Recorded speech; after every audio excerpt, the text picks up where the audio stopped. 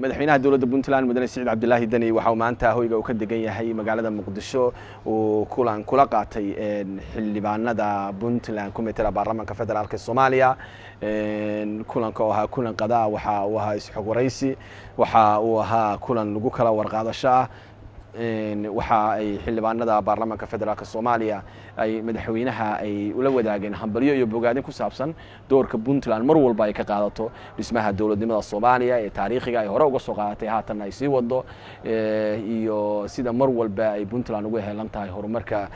Soomaaliya iyo dhismaha dawladnimada oo la sii horumariyo madaxweynuhu waxa uu mudanayaasha baarlamaanka Puntland kumeetira federaalka ula wadaagay warbixin kooban oo ku saabsan horumarka iyo shaqooyinka dawliga ah ee dawladda Puntland ay wado oo ay ugu horeeyaan tayeynta ciidamada hufnaanta maaliyadda